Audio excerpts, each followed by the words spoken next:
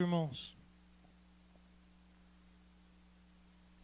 essa história de um garotinho, filho de pais crentes, desde pequenininho levado para a igreja. Em certo dia ele estava na aulinha de escola bíblica dominical e a professora, o tema da classe, da aula daquele dia era salvação. E a professora trabalhou um pouquinho da ideia de reconhecermos Jesus como nosso Senhor e Salvador.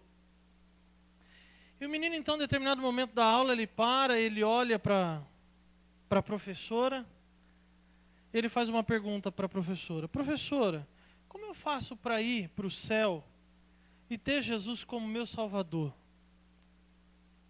A professora olha para o menino e diz: meu querido aluno, você precisa entregar o seu coração para Jesus se você quer fazer isso mesmo.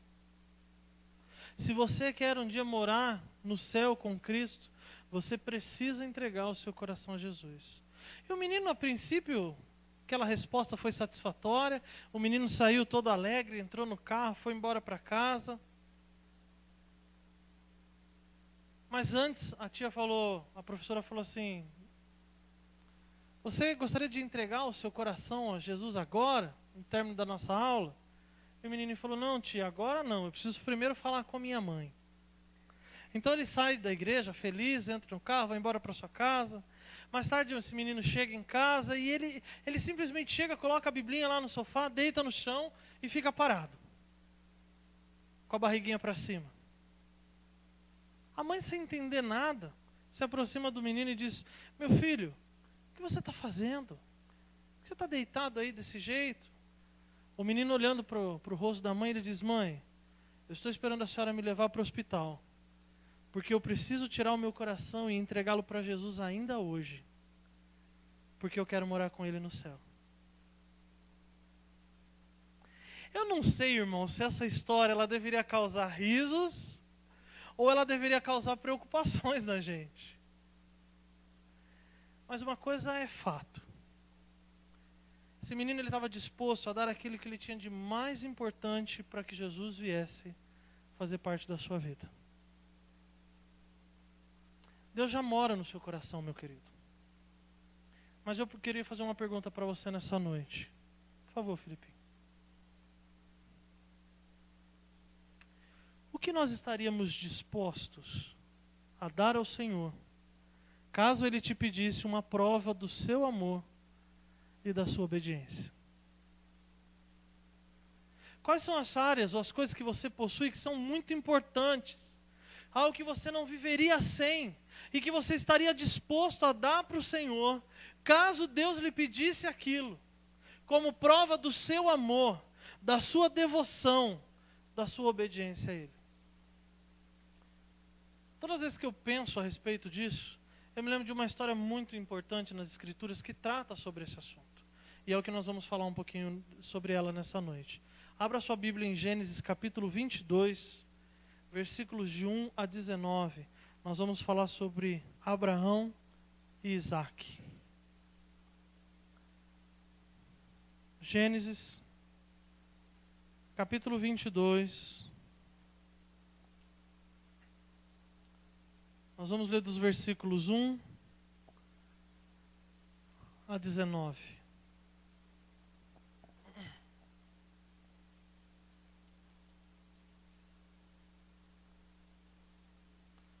Gênesis, capítulo 22, dos versos 1 ao 19. Diz assim a palavra do Senhor.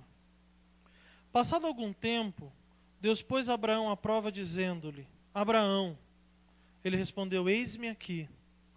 Então disse Deus: tome seu filho, o seu único filho Isaque, a quem você ama, e vá para a região de Moriá. Sacrifique-o ali como holocausto num dos montes que lhe indicarei. Na manhã seguinte, Abraão levantou-se e preparou o seu jumento. Levou consigo 2 de seus servos, Isaque, o seu filho. Depois de cortar lenha para o holocausto, partiu em direção ao lugar que Deus lhe havia indicado. No 3º dia de viagem, Abraão olhou e viu o lugar ao longe. Disse ele a seus servos: Fiquem aqui com o jumento, enquanto eu e o rapaz vamos até lá. Depois de adorarmos, voltaremos. Abraão pegou a lenha para o holocausto e colocou nos ombros do seu filho Isaque, e ele mesmo levou as brasas para o fogo e a faca. E caminhando os dois juntos, Isaque disse a seu pai Abraão: meu pai? Sim, meu filho, respondeu Abraão. Isaque perguntou: as brasas e a lenha estão aqui, mas onde está o cordeiro para o holocausto? Respondeu Abraão: Deus mesmo há de prover o cordeiro para o holocausto, meu filho. E os dois continuaram a caminhar juntos. Quando chegaram ao lugar que Deus lhe havia indicado, Abraão construiu um altar e sobre ele arrumou a lenha. Amarrou seu filho Isaque e o colocou sobre o altar em cima da lenha. Então estendeu a mão e pegou a faca para sacrificar o seu filho. Mas o anjo do Senhor o chamou do céu: Abraão, Abraão. Eis-me aqui, respondeu ele. Não toque no rapaz, disse o anjo. Não lhe faça nada. Agora sei que você teme a Deus, porque não me negou seu filho, o seu único filho. Abraão ergueu os olhos e viu um carneiro preso pelos chifres num arbusto. Foi lá pegá-lo e sacrificou como holocausto em lugar do seu filho. Abraão deu àquele lugar o nome de O Senhor Proverá. Por isso até hoje se diz: no monte do Senhor se proverá. Pela segunda vez o anjo do Senhor chamou do céu a Abraão e disse: juro por mim mesmo, declara o Senhor, que por ter feito o que fez, não me negando o seu filho, o seu único filho, esteja certo de que o abençoarei e farei seus descendentes tão numerosos como as estrelas do céu e como a areia das praias do mar. Sua descendência conquistará as cidades dos que lhe forem inimigos, e por meio dela todos os povos da terra serão abençoados, porque você me obedeceu. Então voltou Abraão e seus servos, e juntos partiram para Berseba, onde passou a viver. Amém, irmãos? Fechar os nossos olhos e vamos orar. Deus querido, que texto desafiador para nós, Deus. Eu peço ao Senhor, Deus, sabedoria tanto para mim, na transmissão da Tua palavra, quanto sabedoria para os meus irmãos na compreensão e na prática daquilo que nós estamos recebendo do Senhor nessa noite, Deus. Enche o nosso coração com alegria e temor, Deus, para que a Tua palavra encontre um terreno pronto para recebê-la, Pai. No nome santo de Jesus nós oramos e agradecemos. Amém. Meus irmãos, diante desse contexto que nós acabamos de ler aqui, um pouco da história de Isaque e de Abraão, eu gostaria de olhar para as ações desses dois personagens envolvidos aqui nesse texto e aprender algumas coisas com esses homens que de fato amavam e temiam o Senhor. Eu queria sugerir para os irmãos duas lições nessa noite que pudessem auxiliar a gente na busca de um viver obediente, de uma fé e de um amor de fato atuante e verdadeiro. E o primeiro personagem, por favor, Felipe, que eu gostaria de olhar um pouquinho para a vida desse homem e um pouquinho das suas características, é Abraão. E a Abraão eu coloquei o subtítulo: A Fé Inabalável. Você seria capaz de definir fé inabalável? Rapidamente a gente vai até para a própria palavra utilizada aqui nessa questão. Uma fé que não se abala. Mas eu queria um pouquinho mais profundo com os irmãos. Fé inabalável é aquela convicção, aquela esperança, certeza e confiança de que absolutamente nada e ninguém pode derrubá-la na minha vida e no meu coração. Fé inabalável, ela não depende de determinados momentos ou de estarmos juntos de pessoas, para que de fato eu desfrute os princípios estabelecidos por Deus nas Escrituras. Fé inabalável, ela é a consequência direta do tamanho do espaço que nós permitimos que Deus ocupe na nossa vida e no nosso coração. E partindo disso, irmãos, parece até contraditório quando a gente fala de Abraão, quando a gente olha para a vida de Abraão, não apenas esse texto específico, mas quando a gente consegue então contemplar um pouquinho da história de Abraão, e é quase contraditório a gente enxergar essa tal fé inabalável que o pastor Átila está propondo aqui. E de fato daqui a pouquinho nós vamos correr um pouco pela história de Abraão, mas antes eu queria fazer uma pergunta para que a gente não permitisse que essa verdade saia dos nossos ouvidos e não se perca na nossa atenção. Se Deus pedisse o seu filho agora, qual seria a sua reação? Rapidamente, sem questionar, sem murmurar, você entregaria para que Deus fizesse a sua vontade, ou tentaria agarrar o seu filho com seus braços, com todas as suas forças, para que ele não fosse apartado de você, sei lá, gritaria, murmuraria, abandonaria seus princípios bíblicos, as suas convicções, aquilo que nós sempre aprendemos do Senhor, a respeito da sua bondade, da sua soberania, do seu cuidado. Talvez a gente se levantaria contra Deus e buscaria reforços até no meio da igreja, de pessoas que pudessem nos auxiliar nesse levante obstinado contra o nosso Deus. Podemos chegar diante desse texto e dizer, puxa, que fé que Abraão tinha, hein? Entregar o seu único filho.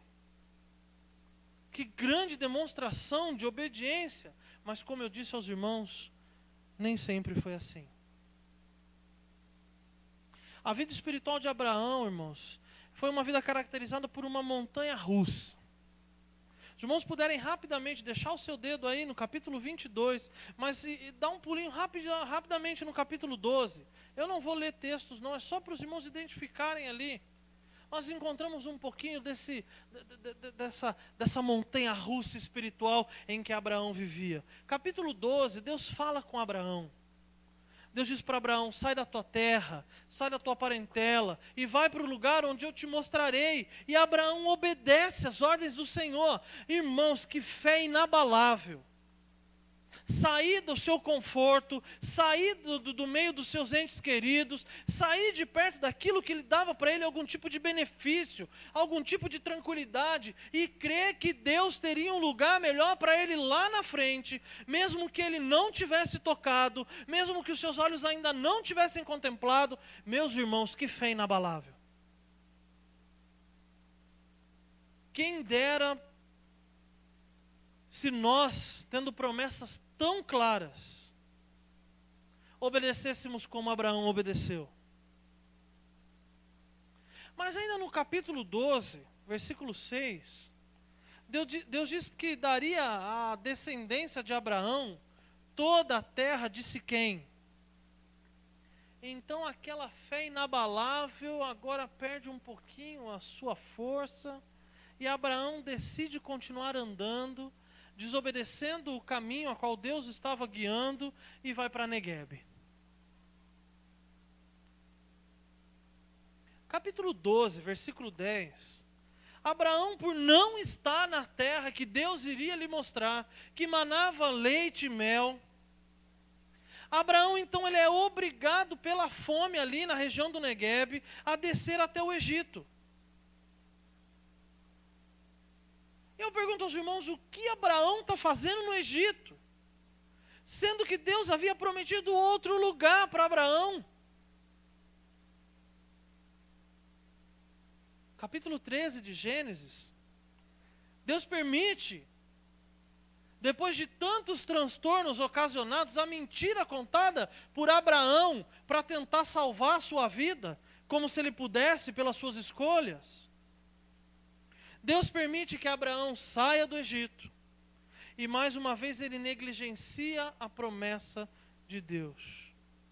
Por causa de uma desavença com seu sobrinho Ló, Abraão dá a ele o direito de escolher qual terra Ló e seus descendentes morariam.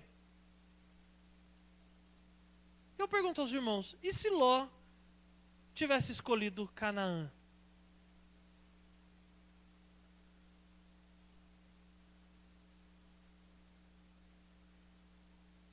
Onde está a fé inabalável de Abraão?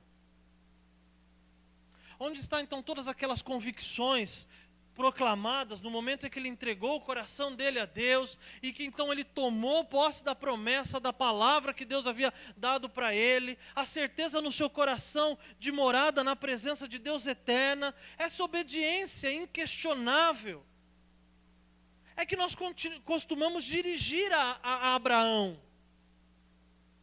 Há um processo de amadurecimento, um processo de crescimento que a gente identifica na vida desse grande homem de Deus. Um processo de relacionamento profundo com o Senhor que levou Abraão, irmãos, a esse momento então do capítulo 22.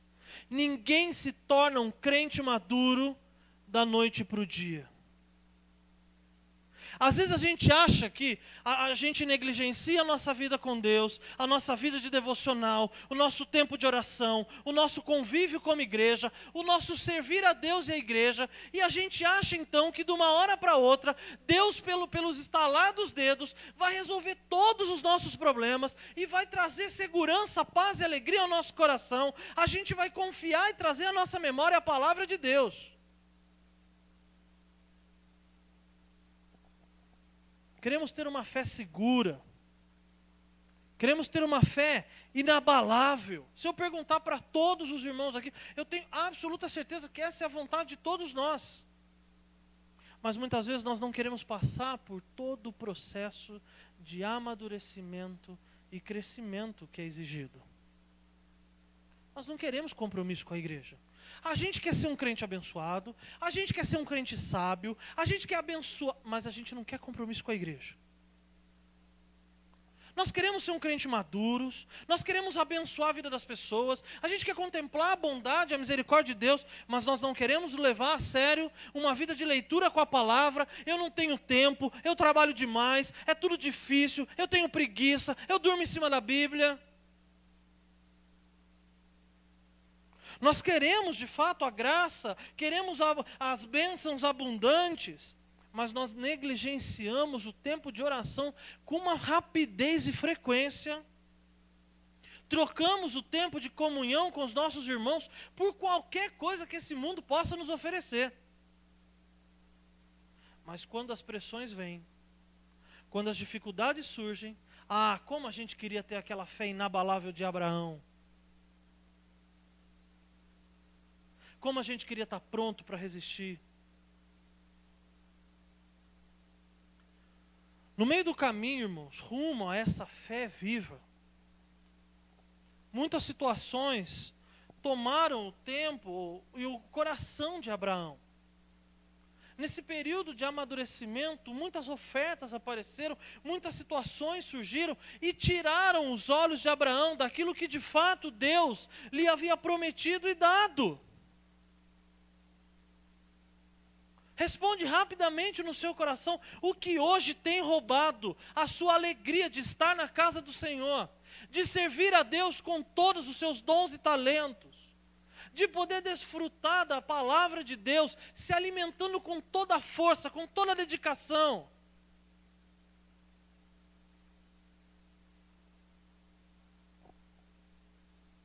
Esse é o tipo de fé que possuímos, irmãos. Uma fé que só nos torna, ou só nos faz estar bem, quando as coisas do mundo que nós nos relacionamos, está tudo bem.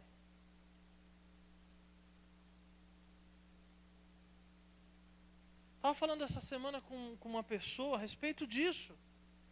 Como eu tenho facilidade, como nós temos facilidade de estar bem na igreja, de estar bem com as coisas do Senhor, quando tudo aquilo que a gente idolatra e que a gente permite que esteja no lugar de Deus, diariamente no meu coração, está bem.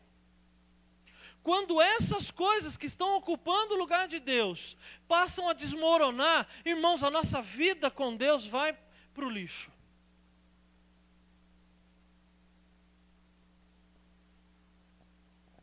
Mas eu queria continuar olhando para a vida de Abraão. Depois de muitas lutas, de vitórias e algumas derrotas, nós encontramos aqui no capítulo 20 e 21, os irmãos, por favor, folheiem aí, um Abraão já cansado. Um Abraão já velho, já passou muitas dificuldades. A sua esposa, Sara, além de também ter uma idade avançada, o texto nos diz aqui que ela não podia ter filhos. E Deus, olhando para a vida de Abraão, lembrando no seu coração das promessas que havia feito aquele homem, vem ao encontro de Abraão e lhe dá o filho desejado. Mas eu queria enfatizar isso, irmãos. Deus não estava sendo fiel à infidelidade de Abraão. Deus não estava fazendo pacto com a desobediência, com o descaso, com a falta de zelo de Abraão. Deus estava sendo fiel a Ele mesmo e cumprindo aquilo que Ele havia prometido a Abraão. Depois de muito tempo e muito trabalho, Deus decide dar a esses dois um filho. Algo que eles desejavam e pediam a Deus demais. Está aqui um outro ponto para a gente parar e pensar um pouco. É exatamente aqui que a gente se perde. Por que que Deus deveria realizar os anseios do nosso coração, se quando a gente receber, a gente vai abandonar o Deus que deu? Por que que Deus, como um Pai amoroso, o soberano Senhor que conhece o nosso coração, qual o motivo de Deus nos presentear, sabendo que mais à frente iremos abandoná-lo? Nesse ponto nós nos perdemos, irmãos. Quando alcançamos aquilo que os nossos corações ansiavam, aquilo que a gente pedia, aquilo que a gente colocava, e os irmãos podem abrir o leque para a área que for, rapidamente abandonamos a Deus e suas promessas. Trocamos um relacionamento e o nosso culto a Deus por míseros momentos de felicidade carnal.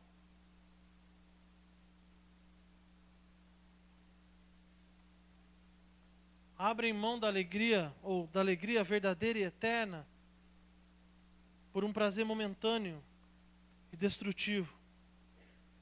Colocam o seu trabalho, colocamos a nossa casa, a nossa família, o nosso conforto, os nossos filhos, os nossos projetos de vida, os nossos relacionamentos, o nosso namoro, o nosso casamento, tudo na frente de Deus. E eu perguntei, aquela fé que estava sendo construída e fortalecida, aquela fé que havia se tornado um enorme edifício, agora um edifício abandonado, habitado por andarilhos, sem valor algum, inútil, diante dos olhos do Senhor. Essa é a sua fé em Deus, meu querido irmão. Você só está firme quando você vê Deus dando.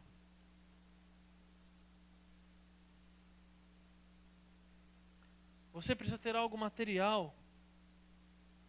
Precisa ter as áreas do seu coração, as áreas sentimentais resolvidas, ou financeiras, para confiar e lembrar que Deus age em sua vida, Ele ama.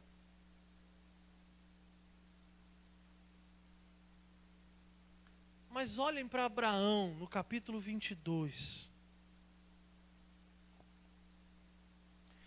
Esse homem, de fato, nesse momento da sua vida, ele havia aprendido o que era temer ao Senhor. Abraão havia aprendido o que é ter uma fé inatingível, e principalmente que a vontade do Senhor era boa, perfeita e agradável. Então aquele texto de Hebreus que fala sobre a fé de Abraão, aquele que creu contra a esperança, começa então a ter significância para a gente. Abraão sabia que Deus poderia não apenas livrar Isaac daquela situação, mas providenciar aquilo que lhe agradaria. E ele chega a confessar isso 2 vezes. Filipinho, por favor, versículo 5, parte B. Abraão, quando avista de longe o Monte Moriá, ele olha para os 2 servos, ele diz assim, ó, vocês fiquem aqui, porque nós vamos, eu e Isaac, vamos até lá adorar a Deus e voltaremos. Nós não encontramos na Bíblia dizendo, olha, nós vamos lá, vamos adorá-lo e daqui a pouco eu volto. Abraão conhecia o Deus que servia. Abraão, de fato, estava pronto a obedecer a Deus naquilo que Deus havia lhe pedido. Mas ele sabia que Deus tinha poder para responder os anseios do coração dele e livrá-lo daquele momento. Versículo 8. Abraão diz ao seu filho: calma, Isaque, Deus mesmo há de prover o cordeiro para o holocausto. Eu queria que os irmãos notassem com essas duas frases a disposição do coração de Abraão. Se Deus quisesse a Isaque, Abraão estava pronto a obedecer e a oferecer o seu filho, o seu único filho, ao Deus que ele amava e servia. Deus pediu, eu entrego. Deus quer, eu dou, mesmo crendo que Deus poderia mudar aquelas circunstâncias. Ou aquela circunstância. Meu querido irmão, é dessa forma que as suas convicções se apresentam diante da vontade de Deus. Senhor, é tudo teu. Nada que eu sou ou possuo vem de mim.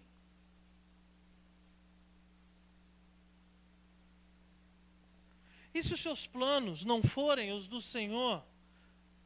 E se de repente a gente descobrir aquilo que a gente até então tentamos enganar a nós mesmos, e os planos não vêm de Deus, o que nós vamos fazer? Vamos correr para o Egito? Vamos buscar algum tipo de alívio carnal no mundo? Em igrejas que talvez de repente vão responder positivamente aos anseios carnais do nosso coração?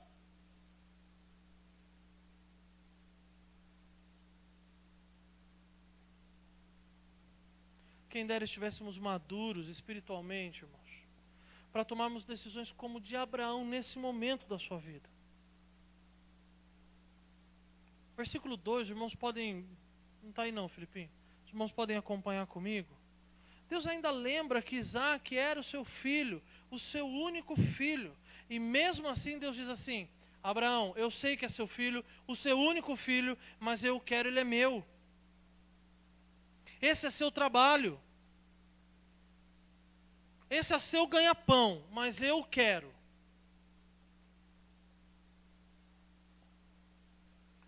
Essa é sua linda e perfeita casa, que você passou anos projetando, desejando, mas fui eu que dei tudo que você precisava para levantá-la. Ela é minha, eu a quero. Esses são seus projetos. Essa é sua namorada, seu namorado. Esse é seu filho, seu único filho. Por amor, obediência e temor a Deus, você está pronto a entregá-lo?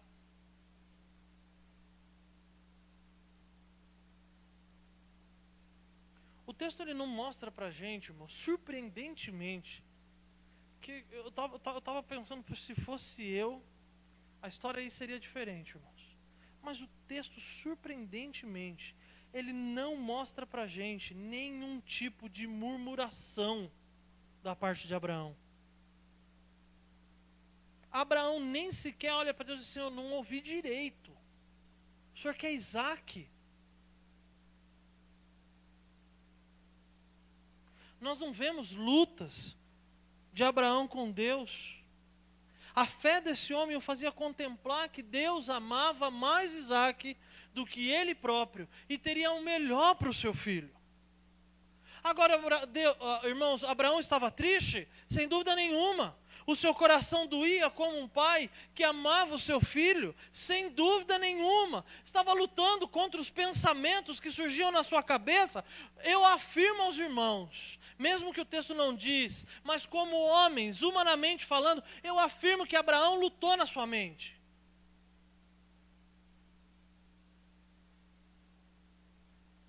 Para manter bem viva a memória de que Deus era o Senhor sobre a sua salvação e sobre a sua descendência.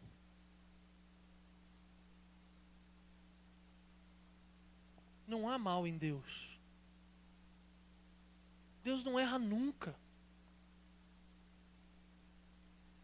O pior aos nossos olhos, irmãos, é que Deus ainda pede que Abraão leve Isaque e o sacrifique. Quando a gente lê esse texto pela primeira vez, a gente pensa, poxa, por que Deus então simplesmente não levou sozinho Isaque? Não, você vai pegar o seu filho, você vai andar com ele 3, 4 dias, o tempo todo ele do seu lado perguntando, pai, cadê as coisas? E você vai sacrificá-lo no Monte Moriá, sem questionamento, Abraão. Mas, irmãos, Deus não estava aqui maldosamente tentando Abraão. Deus, ele queria contemplar a fé daquele homem, que seria de fato o pai de muitas nações. Ele queria de fato contemplar a convicção do coração daquele homem. Isaque ainda pergunta, pai, estamos com brasas e com a lenha, mas onde está o sacrifício? Eu estava lendo, eu fiquei pensando, eu e o Estevão andando, e o Estevão fazendo essa pergunta para mim. Carnalmente eu falo assim, Estevão, vai falar com Deus. Porque se tem alguém mal nessa história, é Deus que pediu você, não sou eu não.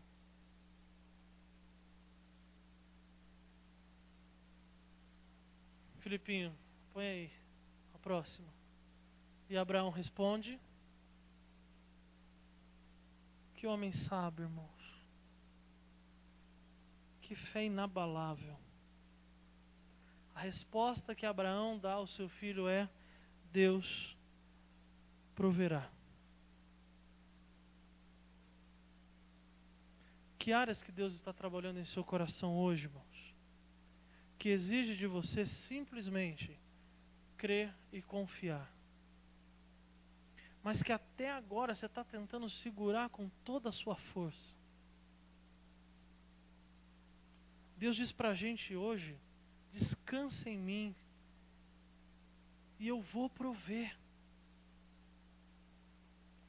Confie em mim, que o melhor vai ser feito. Creia em mim e eu satisfarei os desejos do seu coração. Fé inabalável. É a primeira característica desse homem na passagem. A segunda que eu gostaria de trabalhar com os irmãos, por favor, Felipe. Essa segunda, na verdade, agora olhando para Isaque. Essa segunda me envergonha, irmãos.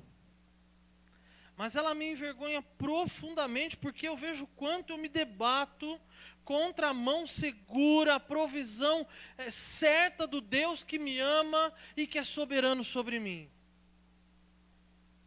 O silêncio desse rapaz. Eu só queria rapidamente abrir um espaço para compartilhar com os irmãos, que quando eu preguei essa mensagem há 4 anos atrás.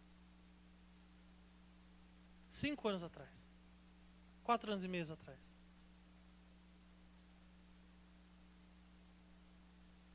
E eu vim pregar aqui, eu pensava assim, Senhor, por que o Senhor está falando isso comigo? Está tudo tão bem, Estevão está bem, Cíntia está grávida.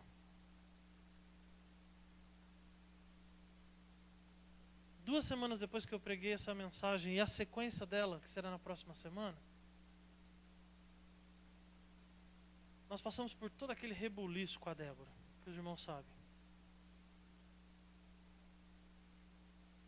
E como o silêncio de Isaque me envergonhou e não saía da minha mente, irmãos.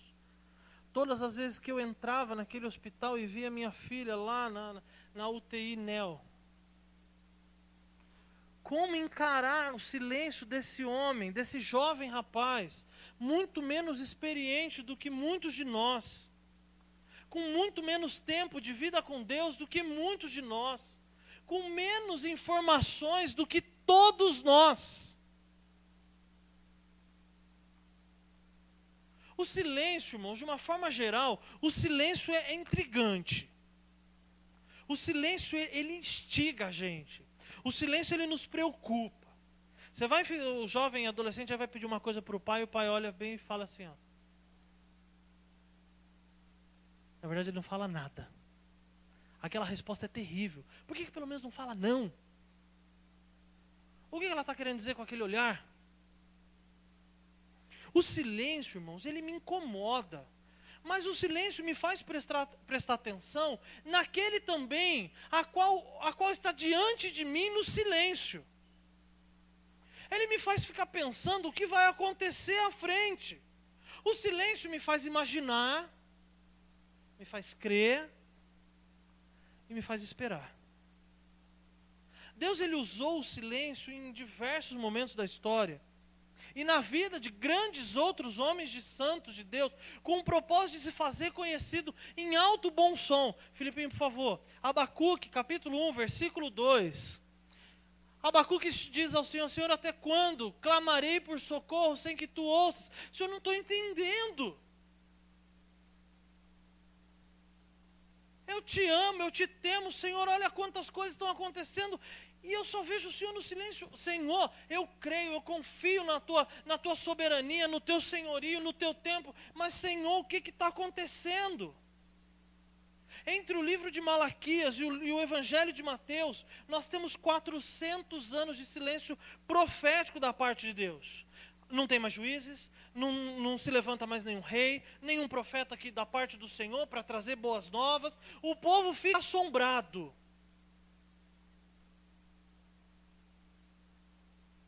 O próprio Salomão nos ensina que há tempo de falar e tempo de silenciar, ou tempo de se calar. O silêncio de Deus, irmãos, para o ansioso e descrente, o silêncio é sinal de descaso. Deus me abandonou. Deus, ele não se importa comigo. Ou de alguma forma que eu não estou entendendo, Deus está me punindo.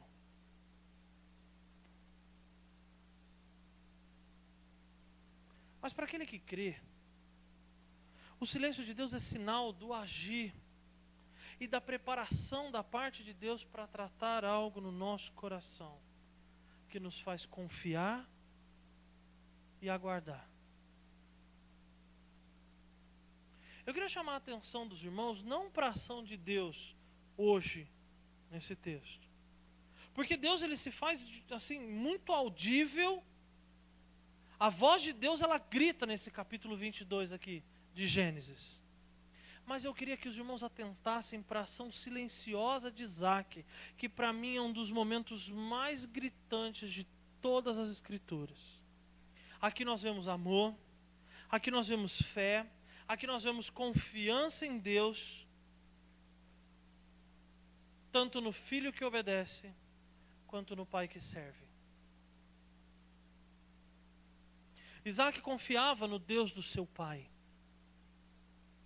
Provavelmente, muitas e muitas horas e noites, ele via Abraão procurando, clamando a Deus, intercedendo pelo próprio Isaac e pelas outras pessoas. Ele via, ele contemplou as promessas de Deus sendo cumpridas na vida do seu pai e da sua mãe. Isaac tinha uma referência dentro de casa de que Deus era o Senhor daquele lar. Ele confiava na fé e na obediência de Abraão. E por isso Isaac decide se calar e esperar pela reação, ação de Deus. Não estou dizendo aqui, irmãos, que não haviam reais e humanas preocupações. Mas a postura de silêncio e obediência de Isaac a seu pai, irmãos, mostrava o quanto ele amava, o quanto ele obedecia e temia a Deus. As nossas atitudes, irmãos, diante das tribulações, diante dos desafios da vida, nos nossos relacionamentos, elas sempre demonstrarão o Deus que servimos. Os seus filhos olham para vocês dentro de casa e contemplam o tipo de fé que vocês possuem, pela maneira com que encaramos as tribulações, as angústias ou os momentos tranquilos. As pessoas lá do trabalho que não conhecem a Deus, que às vezes zombam de nós e da nossa fé, o tempo todo olham para a gente e contemplam nas nossas risadas, nas nossas brincadeiras, nos nossos posicionamentos, na forma como interferimos ou agimos lá no ambiente de trabalho, a fé que possuímos e o Deus que servimos. Aqui dentro as pessoas estão olhando para nós, para o nosso compromisso com a igreja, o nosso compromisso de fidelidade com o nosso Deus, com o nosso testemunhar do amor de Jesus para aqueles que ainda não entregaram o seu coração a Ele. E elas querem contemplar fé inabalável. Isaac, ele poderia dizer aqui: meu pai está doido. Meu pai está maluco, ele está me levando para um monte que eu nem sei onde é. Ele vai sacrificar alguém aqui sem animais, então, poxa, eu sou sacrifício, eu vou gritar, eu vou impor a minha opinião, eu vou mentir, eu vou fingir, eu vou manipular, eu vou esconder, eu vou descer para o Egito, porque ontem ele desceu para o Egito. Mas sabemos que a atitude de Isaac não foi essa, irmãos. Isaac diz: já sei, eu vou me calar e esperar. Ele é meu pai. Ele teme e ama o Senhor. Sendo assim, eu confio no que Ele faz. Meus irmãos, eu não estou falando de uma fé, de uma confiança pecaminosa. Uma confiança gerada pelo engano do nosso coração humano. Nós não estamos falando de uma obediência cega, que não se opõe àquilo que é errado, àquilo que é mentiroso. Mas eu estou falando aqui de uma fé tão clara na pessoa de Deus, em Abraão, que Isaac tinha o privilégio de descansar e saber que o seu pai não tomaria, nesse momento, uma decisão errada, que fosse contrária à vontade de Deus. Esse é o tipo de relacionamento, irmãos, que nós deveríamos ter com as pessoas que amamos. Esse é o tipo de fé que nós deveríamos transmitir, testemunhar aos filhos que tanto queremos perto do nosso Deus. Às vezes dizemos para os nossos filhos: vocês precisam ir para a igreja, quando a gente não vai. Vocês precisam ler a Bíblia, quando a gente não lê. Você precisa descansar e crer, quando em casa só há grito, murmuração, reclamação, maledicência. A gente quer os nossos filhos, os nossos irmãos restaurados em Cristo, quando o nosso coração está muito longe dessa restauração.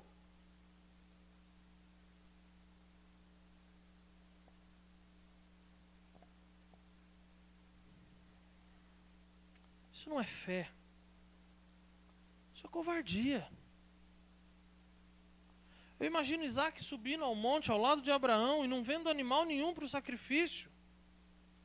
Mas o pior ainda estava por vir, chegando lá no monte, irmãos. Eles levantam o altar e Abraão amorosamente pega Isaac, deita Isaac no altar, amarra Isaac aos seus braços, às suas pernas, e a Bíblia diz que Isaac permanece obediente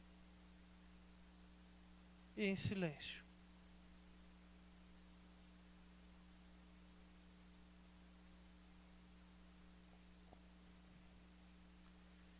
Meu querido irmão, o que tem te feito desobedecer a Deus? O que tem te feito buscar por justiça humana? O que tem te feito procurar as coisas desse mundo que a traça corrói, que o ladrão pode roubar, que são passageiros?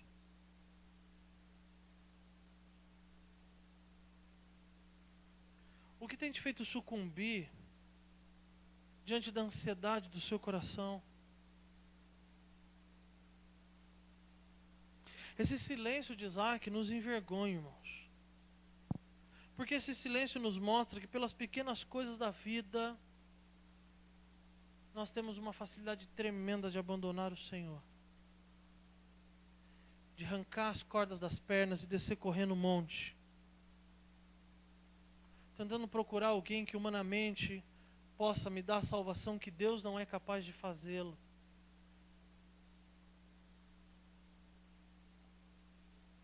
Esse silêncio nos humilha, irmãos. Porque quando nós recebemos os nãos, a tendência nossa é criar problema.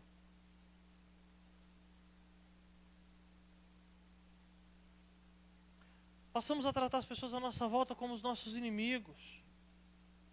A gente decide que agora a nossa vida cristã deve ser uma vida de esconder. Viver escondido atrás das moitas. Fingindo, fugindo, desobedecendo. Eu pergunto, onde é que está a nossa fé? Que crê num Deus que age, mesmo que seja no silêncio.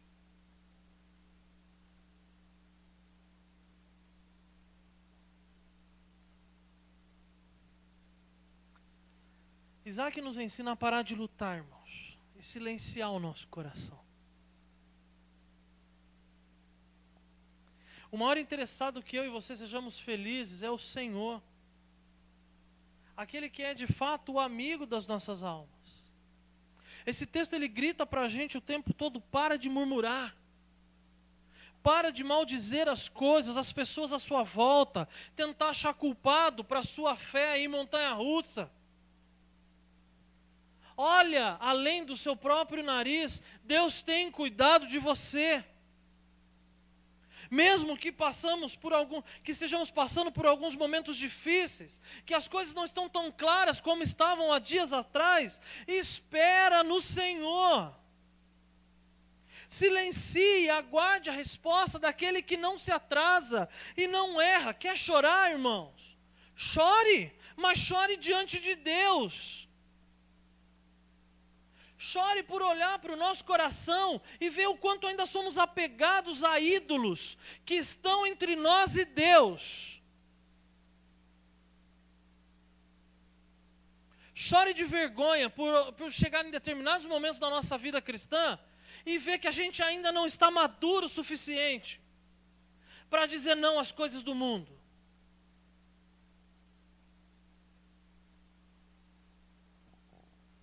O texto grita para a gente, fuja de uma vida mentirosa, de uma vida mascarada, de uma vida de omissão, de manipulações, usando o nome de Deus para tentar fazer a nossa vontade.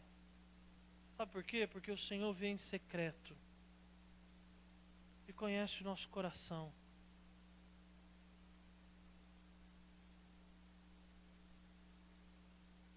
Isaac nos ensina a descansar no Senhor, porque ele tinha certeza do seu amor e da sua proteção.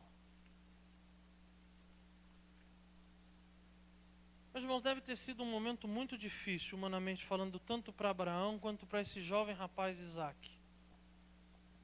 Deve ter sido um momento muito difícil essa prova de fé, exigida santamente da parte de Deus, mas foi necessária. Deus expõe o coração de Abraão e do seu filho Isaac como nunca haviam sido expostos. Eles seriam considerados os pais da fé de uma grande nação. Essas pessoas não poderiam ser quaisquer umas. Tinham que ser pessoas amadurecidas, provadas e tratadas pelo Senhor. Meu querido irmão, Deus quer te usar. Tem tanto para ser feito e Deus quer te usar. Deus tem um plano especial para a sua vida como seu filho. E Deus olha para você como único, pessoal. Mas para isso, Deus não quer partes, parcelas, momentos. Deus quer o nosso tudo. Ele precisa ser o nosso Deus.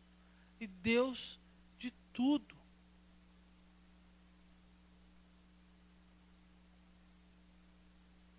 Meu desejo é que a gente saia daqui desejando parar de confiar em nós mesmos. Você esteja agora refletindo aí no seu coração, pastor, puxa vida, até aqui eu tenho tentado ir por mim mesmo e não está dando nada certo. Na realidade, nunca deu certo. Meu querido irmão, talvez você já tenha entregue o seu coração para tanta gente, mesmo conhecendo a Deus, está entregando o teu coração para tanta gente, para tantas coisas, e agora está aí todo ofendido, sujo, machucado, maltratado. E Deus diz para a gente, eu estou aqui, eu quero você, e quero o seu tudo. Confia em mim, que eu vou prover.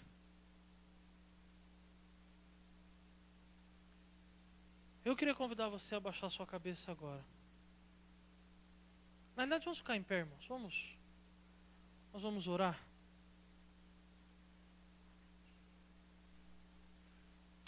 E mesmo que se você, estando aqui conosco, você já entregou seu coração a Cristo, eu queria que nessa rápida oração sua, pessoal, você entregasse o seu coração novamente ao Senhor. Não no sentido de salvação, porque seremos salvos, mas com o objetivo de santificação. Senhor, na realidade eu não tenho nada, mas aquilo que eu tenho é teu. Senhor, na realidade eu não sou nada, mas o pouco que hoje o Senhor permite ser, que seja para a honra e glória do teu nome. Senhor, não permita que absolutamente nada venha a abalar a fé, a alegria, a certeza da tua salvação. Senhor, me faz calar na tua presença. Me faz confiar no Deus que de fato eu confesso, que me conhece inteiramente. Mesmo que agora, a princípio, pareça que está tudo na contramão, peça a Deus um coração tão seguro, tão fortalecido, incapaz de se desesperar.